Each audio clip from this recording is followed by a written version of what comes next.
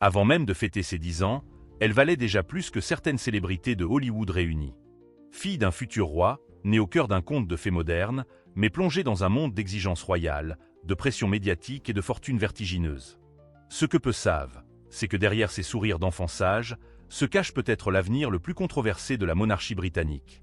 Charlotte de Cambridge, à peine sortie de l'enfance, est déjà surnommée par certains tabloïds la petite princesse milliardaire.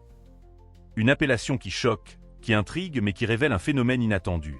Jamais une enfant royale n'a suscité autant d'attention financière, de prévisions commerciales et de paris sur son influence culturelle. Et pourtant, elle n'est que la 3e dans l'ordre de succession au trône. Mais que se cache-t-il vraiment derrière cette richesse estimée à plus d'1 milliard d'euros? Est-ce seulement le fruit de son lignage prestigieux ou un plan savamment orchestré par la monarchie pour bâtir une nouvelle icône médiatique? Dans cette vidéo, nous allons explorer l'univers luxueux et souvent méconnu de la petite Charlotte. Nous parlerons des marques qui la courtisent déjà, des règles d'or que ses parents lui imposent, des rumeurs sur son avenir et de ce que cela dit sur une monarchie en mutation. Car l'histoire de Charlotte, c'est bien plus qu'un conte de princesse. C'est un reflet troublant d'un monde où l'enfance devient parfois un produit de luxe. Charlotte Elizabeth Diana est née le 2 mai 2015, à l'hôpital Saint-Marie de Londres, sous les projecteurs du monde entier. Fille du prince William, héritier direct de la couronne britannique, et de Catherine Middleton, duchesse de Cambridge, Charlotte est immédiatement devenue un symbole vivant de continuité royale et de renouveau générationnel. Sa naissance a provoqué une onde de choc médiatique, des heures de couverture en direct, des fans campant devant l'hôpital, et un Royaume-Uni tout entier suspendu à une seule question: s'agira-t-il d'un garçon ou d'une fille? Lorsqu'il a été révélé que l'enfant était une fille, l'enthousiasme a pris une dimension presque historique. Une princesse, 2e enfant d'un couple déjà adulé, dans une monarchie modernisée. Le public et les médias n'ont pas tardé à dresser des parallèles avec sa grand-mère défunte, la princesse Diana, dont Charlotte a d'ailleurs hérité du prénom. Ce choix n'était pas anodin. Il témoignait d'un désir assumé de lier la petite princesse à l'héritage émotionnel laissé par Lady Di. Mais très tôt, Charlotte n'a pas seulement été une enfant royale comme les autres. Sa position dans l'ordre de succession 3e à la naissance, après son frère George et son père William, aurait pu lui valoir un rôle secondaire. Pourtant, elle attire une attention commerciale et médiatique étonnamment supérieure à celle de ses frères. Des experts en images et en stratégie médiatique royale n'hésitent pas à dire qu'elle est la carte maîtresse de la monarchie à venir. Ce phénomène s'explique par plusieurs facteurs. Son charisme naturel, perceptible dès ses premières apparitions publiques. Le style vestimentaire soigneusement sélectionné par sa mère, qui en a fait une icône de mode enfantine. Et surtout, l'intérêt grandissant des marques de luxe et de la presse people pour son image. Des robes portées une seule fois par Charlotte se retrouvent en rupture de stock quelques heures après.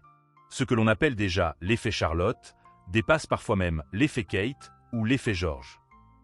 Mais plus encore, Charlotte est née à une époque où l'image vaut plus que le rang. Si les anciens princes grandissaient à l'abri des regards, les enfants royaux modernes évoluent sous l'œil permanent des caméras et des réseaux sociaux. Chaque geste, chaque grimace, chaque sourire devient une archive virale. Et la petite princesse semble, malgré son jeune âge, avoir développé une étonnante aisance face à cette exposition constante. Un talent naturel pour la caméra, ou bien le fruit d'une éducation millimétrée. Dans le cadre royal, Charlotte est élevée avec rigueur et discrétion. William et Kate s'efforcent de lui offrir une enfance aussi normale que possible, entre scolarité à l'école Thomas S. Battersea, jeux en plein air et moments en famille. Mais cette normalité est une illusion soigneusement entretenue. Derrière les murs du palais de Kensington, Charlotte apprend déjà les codes d'un monde très particulier, celui de la royauté britannique du XXIe siècle. Elle apprend la langue des signes, elle parle plusieurs langues, elle connaît déjà certaines règles protocolaires, et elle est constamment accompagnée d'un encadrement strict. Sa fortune estimée à plus d'1 milliard d'euros ne vient pas seulement de son nom. Elle repose sur la valeur commerciale anticipée de son image, sur ses futures collaborations présumées, sur son pouvoir d'influence potentiel. Des analystes financiers affirment qu'elle pourrait, à terme, générer plus de revenus indirects pour le Royaume-Uni que son frère aîné, George. Une idée impensable il y a encore une décennie. Mais cette accumulation de richesses virtuelles et d'attention prématurée pose une question dérangeante. Charlotte est-elle en train de devenir un produit de luxe avant d'être une enfant? Et surtout, quels impacts psychologiques, identitaires et sociaux ce statut hors norme pourrait-il avoir sur elle à long terme? Dans la suite de cette vidéo, nous plongerons dans les coulisses d'une vie que beaucoup rêveraient d'avoir mais que peu comprendraient vraiment. Derrière les châteaux, les diadèmes et les apparitions publiques, qui est vraiment Charlotte de Cambridge? Une princesse en or ou une enfant enfermée dans un rôle qu'elle n'a pas choisi? Le début de l'histoire de Charlotte semble tout droit sorti d'un rêve royal. Dès son plus jeune âge, elle est photographiée lors de baptêmes officiels, de cérémonies militaires, ou simplement en train de saluer la foule avec une assurance troublante. Contrairement à son frère George, plus réservé, Charlotte manifeste une personnalité affirmée, vive, parfois espiègle, qui séduit la presse internationale. Les commentateurs y voient une version miniature de la princesse Diana, audacieuse, solaire et magnétique. On chuchote même dans les couloirs des palais que c'est elle, et non George, qui incarne la nouvelle modernité de la famille royale. Mais rapidement, un phénomène étrange émerge. La valeur marchande de Charlotte dépasse toutes les prévisions. En 2020, alors qu'elle n'a que 5 ans, sa marque personnelle est estimée à plus de 4 milliards de livres sterling en retombées économiques indirectes. Des chiffres vertigineux. Ces apparitions déclenchent des vagues d'achats. Des marques de vêtements pour enfants voient leur vente exploser. Des magazines se battent pour obtenir le moindre cliché inédit. En l'espace de quelques années, Charlotte devient l'enfant la plus monétisée de la planète. Un record inquiétant, surtout quand on réalise que tout cela repose sur une enfant qui n'a encore prononcé aucun mot en public. Cet emballement commercial ne tarde pas à générer des tensions. Les parents de Charlotte, William et Kate, connus pour leur désir de préserver leur intimité familiale, se retrouvent face à un dilemme. Comment protéger leur fille tout en répondant aux obligations royales? En 2018, le couple prend une décision radicale, limiter strictement les apparitions publiques de Charlotte. Elle ne sera visible que lors d'événements exceptionnels. Une manière de reprendre le contrôle. Mais cette rareté alimente paradoxalement encore plus les spéculations. Dans les médias britanniques, une bataille silencieuse s'installe. Certains tabloïds réclament plus d'accès à la vie de Charlotte, au nom du droit à l'information sur la monarchie. D'autres, au contraire, s'inquiètent du traitement de cet enfant comme une marchandise médiatique. Le débat fait rage. Un éditorial du Guardian évoque même une marchandisation inédite de l'innocence royale. Dans les coulisses du palais, des conseillers pressentent que l'image de Charlotte pourrait à terme devenir une bombe à retardement. Trop d'attention trop jeune, trop de projections d'avenir, pas assez de liberté. La pression monte d'un cran lorsque des rumeurs commencent à circuler sur des contrats secrets entre la famille royale et certaines marques de luxe. Bien que non confirmées, ces allégations font naître le soupçon d'une stratégie de communication savamment orchestrée autour de Charlotte. Certains experts vont jusqu'à affirmer que la princesse serait devenue, bien malgré elle, le produit central d'une campagne de rebranding de la monarchie britannique, après les tempêtes causées par Harry, Meghan et les révélations autour du prince Andrew. Puis vient un épisode encore plus délicat. En 2023, une photo officielle de Charlotte, diffusée pour son anniversaire, est vivement critiquée. Des internautes remarquent des retouches excessives, provoquant un tollé. Le palais est obligé de publier une déclaration maladroite, reconnaissant un léger ajustement d'image. Ce détail anodin devient un symbole. Charlotte n'est plus simplement une enfant, elle est une image contrôlée, retouchée, marquetée. Au sein même de la famille royale, cette surexposition soulève des tensions. On dit que le prince Harry, désormais en exil médiatique, aurait exprimé en privé son inquiétude sur le traitement réservé à sa nièce.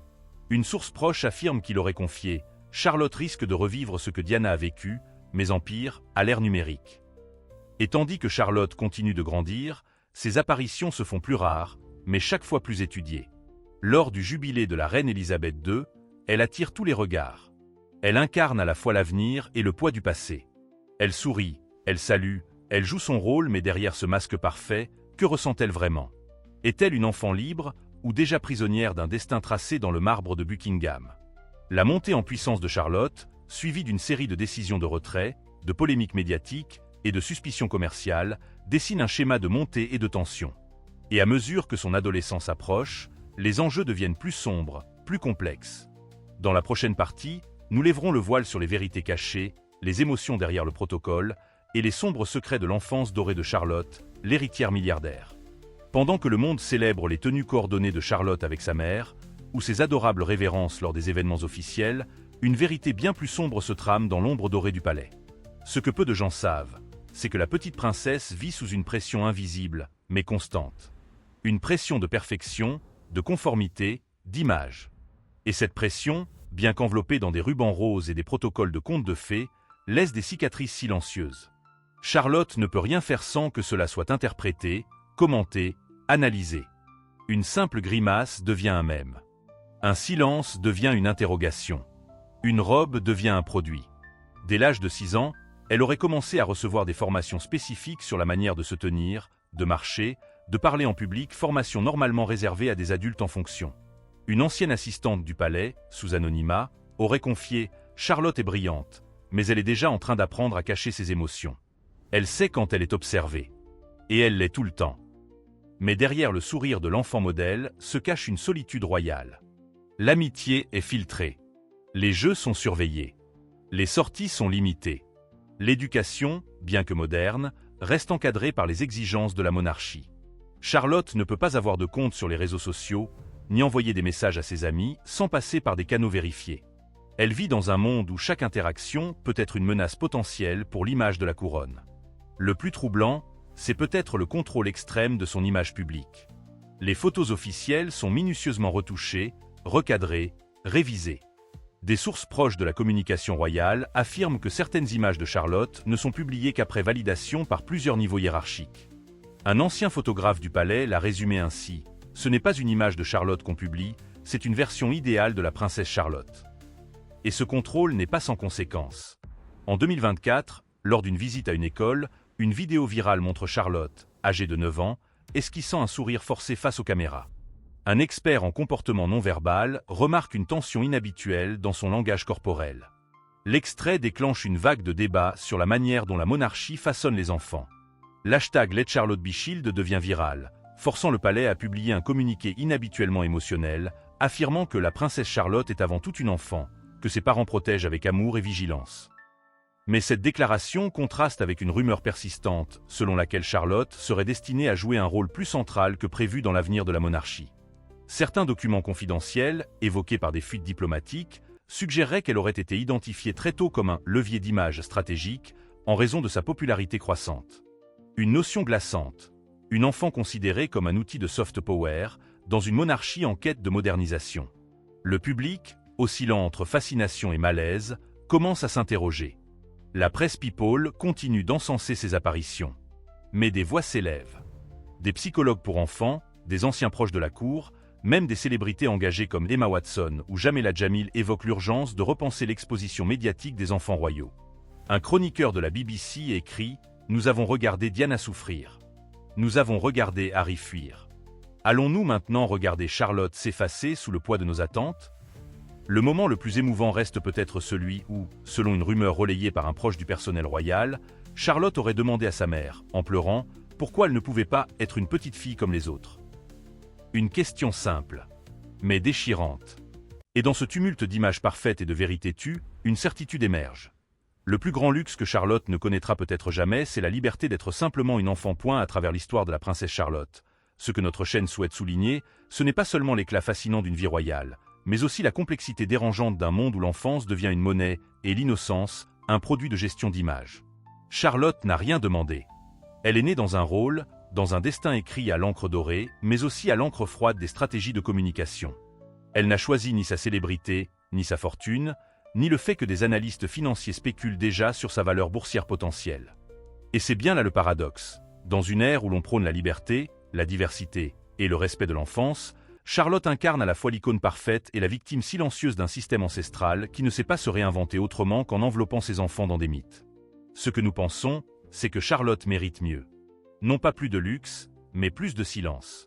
Non pas plus de projecteurs, mais plus d'ombres protectrices. Non pas plus d'admiration aveugle, mais une vraie réflexion collective sur les limites entre héritage royal et respect de l'individu. Car en glorifiant une petite fille pour sa naissance, sa fortune virtuelle et son style, nous oublions qu'elle n'est ni une marque ni un modèle. Elle est un être humain, en pleine construction. Nous ne condamnons pas la monarchie. Nous ne jetons pas la pierre à William ou Kate, qui semblent sincèrement vouloir préserver leurs enfants. Mais nous posons la question, jusqu'à quel point peut-on concilier tradition, institution et enfance dans le monde moderne? Et vous, que pensez-vous de cette trajectoire unique? Êtes-vous fasciné par la vie de Charlotte, ou troublé par le mécanisme qui l'entoure? Pensez-vous qu'un enfant peut grandir sainement lorsqu'il est regardé, scruté, évalué dès ses premiers pas?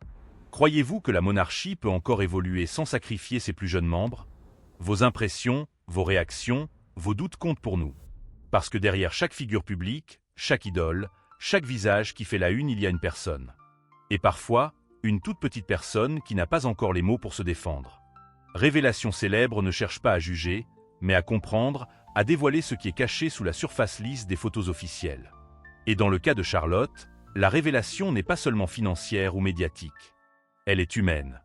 Il y a des histoires que l'on raconte pour émerveiller, et d'autres que l'on murmure parce qu'elles dérangent. Celle de Charlotte de Cambridge est un mélange troublant des deux. Dans quelques années, lorsque Charlotte marchera seule vers sa destinée royale, que retiendrons-nous?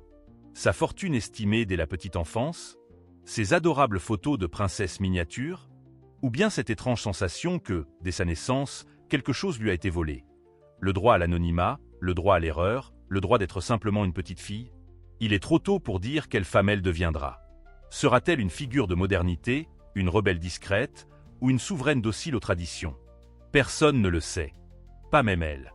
Mais ce qui est certain, c'est que le monde entier aura assisté, parfois sans le vouloir, à chaque chapitre de son enfance, souvent sans lui en laisser le choix. Les contes de fées modernes ne se terminent plus par « ils vécurent heureux ». Ils continuent, à travers les réseaux sociaux, les gros titres, les prédictions, les jugements. Et dans cette interminable exposition, il est facile d'oublier que derrière le titre, la fortune et le prestige, vit une âme fragile, qui ne souhaite peut-être qu'une chose, respirer loin du poids des attentes. Certaines histoires n'étaient pas faites pour être connues. Mais maintenant vous savez.